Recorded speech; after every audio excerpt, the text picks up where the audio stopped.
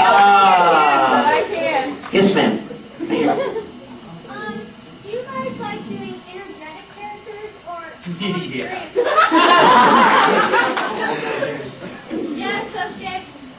Actually, I have to say, my favorite character that I've done recently has been Ichiro, because like he was the perfect combination of like he was completely like mellifluous and deadpan, but he also was energetic and sang at the same time. So it was a good mixture. It was really easy on my voice, but I still got to be really stupid and wrong. I love a panda.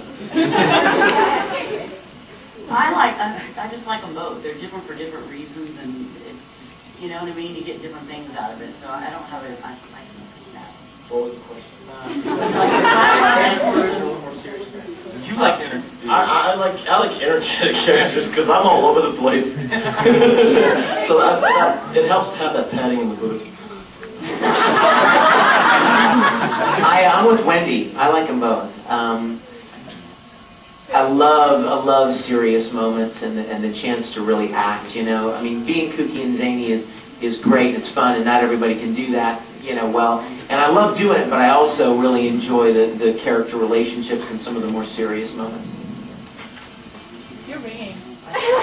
Your pants are singing.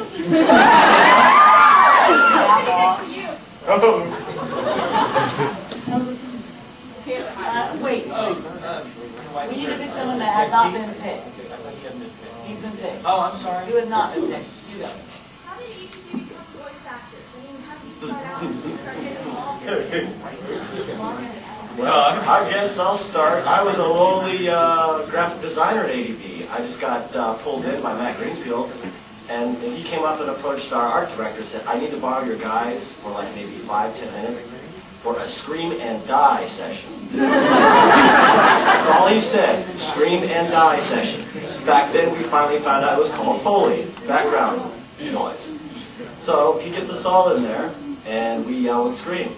He asks maybe 1 or 2 people who would like to read a line or two. And of course, after doing it for the first time, I had so much fun, I raised my hand like an energetic school kid full of sugar, and said, okay, you can try one, and we just started getting more lines, you know, pick certain people, and all of a sudden I started being called in a lot more. And eventually, I got roles. And I was constantly being asked by Matt to go, he was going through the proper chains, of course. Can I borrow Doug for about 5-10 minutes? I'll bring him right back. And then it was like playtime for me. I just left and went into the booth, did a few lines, came back, and was ready to go back to work again. Then we saw a show called Golden Boy, and Matt gave me first choice. He came up to me, he's like, I'm giving you this role if you want it. And that was the first time I never went through an audition process. It was just given to me. And I accepted it, not knowing what I have no art, I have no acting experience, you know, none. And to go in there blind like that and have fun, I'm happy. At the right time. I was there. I wasn't looking for it. I was not. And it just kind of blossomed into this thing. So that's me in a nutshell. But my first love is art, and always will be. But if it ever came around again, I'd be happy to do it. Yes. The most fun? You know, after you do a lot, it's impossible to pick one. You know, if you've done just a couple, then there's clearly one that sticks out in your mind. But when you know, I mean, Chris and I have been doing this for 8 years, I think, almost, yeah? And when you log, you know, 80, 90, 100 shows, yeah, I can't remember, I don't know about you, I can't remember characters. That's why I go to IMDb. Exactly. We were in the, you go to IMDb and you're like, wow, my character had a name? I know, yeah. But we were down in the banquet, and they were showing AMVs, and somebody used some footage from Kaleidostar, and I was like, you know I was in that, and I have no recollection of the show at all. So it was hard, because there's so many that you love for different reasons, that were special to you for different reasons. And it was very, very hard to pick just one. I would say most recently, I've had the most fun, stupid time working on a show called Air Gear. I played this dude, Iki, and he's just a spaz. No! Yes. just wondering if Find it I by could get you yourself. to sign the box. Sure, I'll design that for Find you. by yourself. Yeah, I have to it's show you. supposed Right now, we'll do it after Okay. this, we'll do that. Thank you. This and that. Sorry, because different buildings. Dick, I expect something nice. Yes, absolutely. Yes, sweetie. How many pairs of handmade pants do y'all have?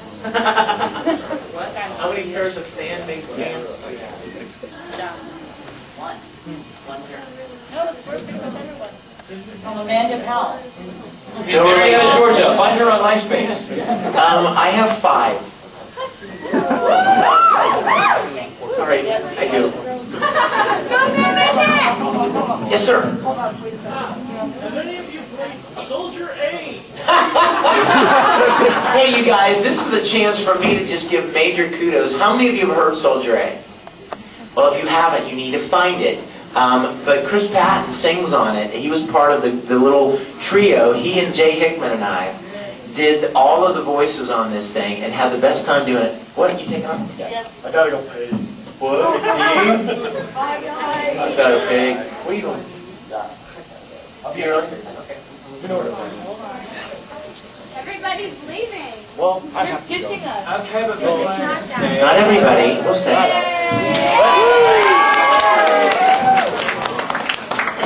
But actually, I'm sure it's on the internet all over the place. So check it out. It's a song about all of the miscellaneous little characters that we're asked to play that just basically scream and die. They yell and they get blown up, or you know. So Chris and I have certainly done our share of it. Actually, the people sometimes ask, what was the first role you ever did in your career at ADV? And the first role I ever did, I did a show called Master of Musketon the Vampire, and I played Soldier A. And he said 2 lines and died. It was awesome. The beginning of my illustrious career. Yes. No, thank you. I'm still full of breakfast. Yeah, we had a big brunch. Yes, sir.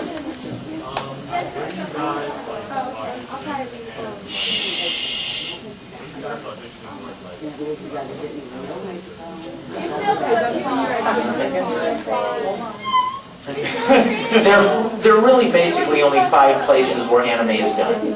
LA, Houston, Dallas, Vancouver, and New York City. If you're not in one of those cities, then your chances of working in the business are slim to none because, you know, you're not there to be able to audition. And if you got cast, you're not there when they need you to record. So, I mean, that's just unfortunately the nature of the situation.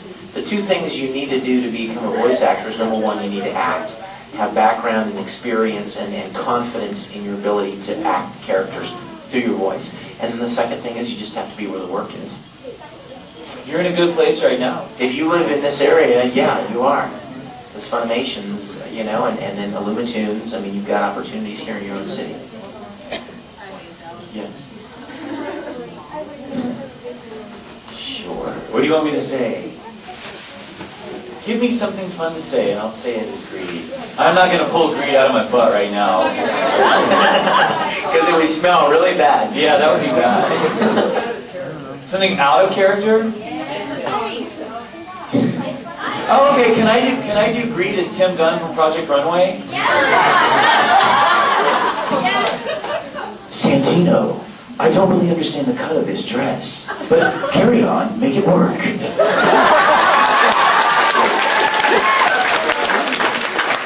That's better than Greed as a Shaniqua sister, don't you think? That's become too popular.